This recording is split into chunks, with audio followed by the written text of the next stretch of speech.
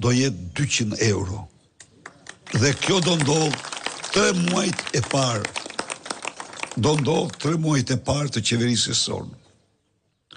Jo vetëm kaq, por do ketë kartën e konsumatorit, e cila i jep mundësi atij të marrë mbrapsht të vëshën 20% të atyre shpenzimeve që bën për ushqimet bazë dhe për mallrat bazë që blen për jetën. Ju siguroj se do të ndalohet dhe do të ndëshkohet rand shitja në tregjet e Shqipërisë të çdo ilaçi, qoftë për njerëzit, qoftë për tokën, qoftë për baktin, që nuk tregtohet në 2 vendet të Bashkimit Evropian.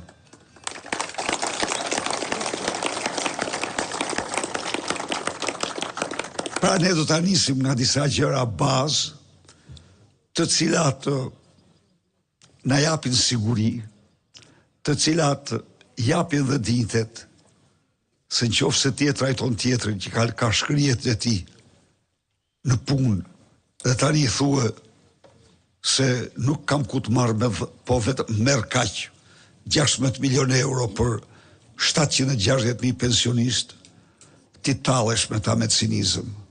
Po pse të tjerët pas kanë ku t'i marrin kurse ti s'ke ku t'i marrësh? Pse kryeministri i Kosovës i jep 100 milion euro për pensionistët? Dhe ka gjysmën e pensionistëve të Shqipërisë, dhe ka gjysmën e buxhetit të Shqipërisë. Çfarë ndodhi? Në vitin 2013 pensioni mesatar në Shqipëri ishte 143.000 lekë. Pensioni mesatar në Maltëzi ishte 138.000 lekë. Sot pensioni mesatar në Maltëzi është 450.000 lekë. Po si u rritën, si erdhi kjo? Po sigurisht kryeministri i Malit Zi mori para nga buxheti dhe i vuri për pensionistët. Nuk u tha atyre se kaq është fondi dhe ju rrini me këte. Nuk e bën njeri këte. Nuk e bëm ne. Ju jeni dishmitar. Erdhem e gjetëm pensionin minimal në fshat 36.000 lekë. E rritëm në 82.000 lekë. I morëm nga buxheti, i vum në fond pensioneve. Dhe prapë ne do i marrim, do i vëmë në fond pensioneve. Po, çfarë ndodh tjetër me ju? Subvencionet. Çdo shtet, absolutisht çdo shtet, subvencionon fermerin. I jep para në dorë për atë që mbjell, për atë që korr, për baktin që mbarshtron, për fidanet që mbjell. Dhe asnjë shtet s'humbet nga kjo. Jo. Ato kthehen në prodhim, kthehen në mirëqenie, kthehen për familjet, kthehen për shoqërinë. Pra, çfarë bëri ky?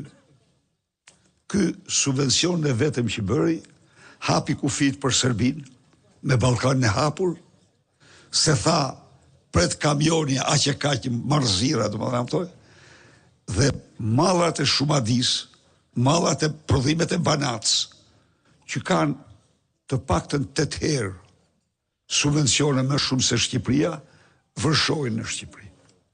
Natyrisht, fermeri shqiptar, me një fermer që subvencionohet 8 herë më shumë, cili do qoftë ai, nuk mund ta përballoj. I del me çmim shumë më të lartë, bëri dhe tjetrën, grumulluesve ju vuri taksën të vëshën asimetrike në mënyrë që ata të blinin prodhimet e importuara dhe jo prodhimet e vendit. Dhe tani këto bënin që mira, kuintale, tonelata, malla të kalben, malla vendit të kalben, dhe fermerit mos mbjelli ma, të iki, të largohet, falimentoj. Me mira ferma, mira sera, prodhimi bujqësor ka rënë. çfarë do bëjmë ne? Ne, vitin e parë, jemi këtu, ja u jap fjalën, që subvencionin për ju do ta ngrem në nivelin e Maqedonisë, të Kosovës, të Malit të Zi dhe të Serbisë, nivel që është 5 herë më i madh se ky sot. Po,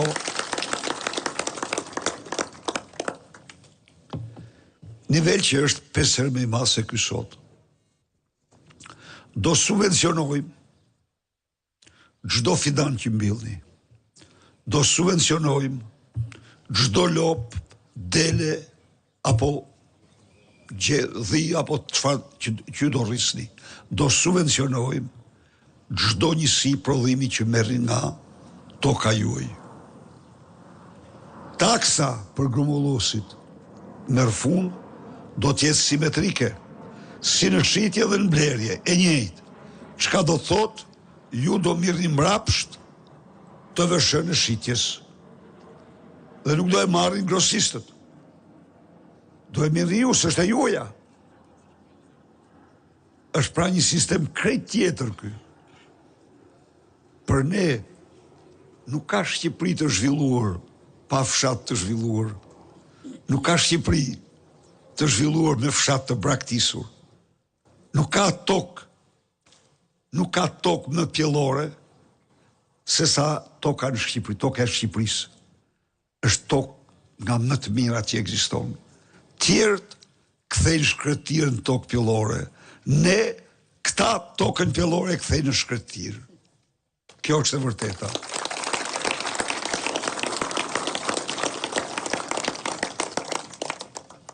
Ju keni probleme, unë e ndigjova këtu, kryetari i numëroj me shumë të drejtë.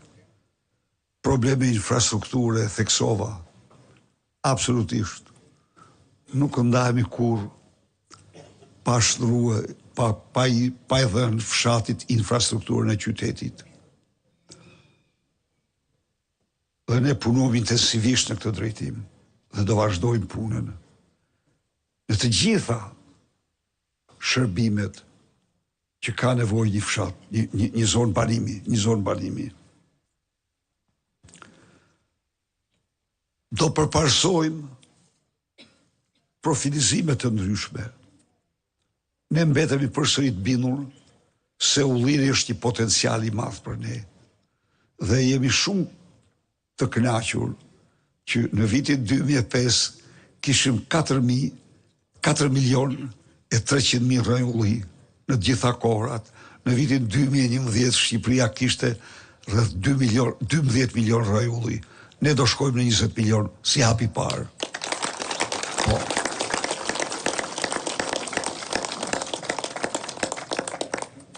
Do të nxisim të gjitha drut bimë frutore.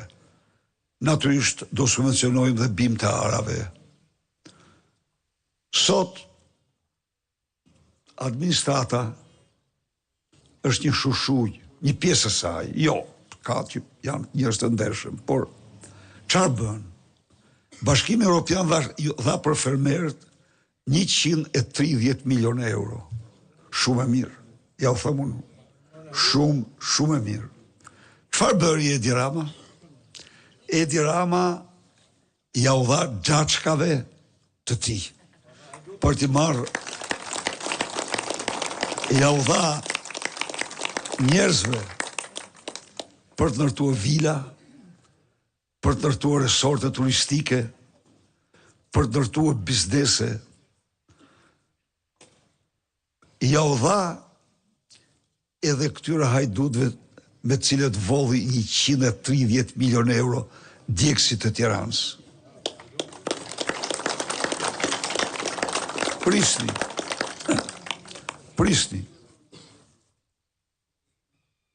Brukseli kanë ata një njësi si prokurori të luftës kundër korrupsionit, i kapi në flagrancë duke vjedhë. I kapi dhe gjeti që këta kanë vjedhë, i nërpreu fondin me njëherë, dhe vazhdo studimi për të shumë mandat arrestin. Edi Rama, njeriu direkt përgjegjës për këtë, që quhet me mbiemrin Krifsa, ish ministrja, e mori direkt këshilltare. Çka do të thot se parat i kishte vjedh së bashku me te. Po mirë, në qoftë se ti, kryeministër, dhe të tjerë të gjejnë që kjo parat si o ka dhënë fermerëve, po i ka përdorur për qëllime krejt tjera, si mund ta marrish ti atë këshilltare për bujqësinë?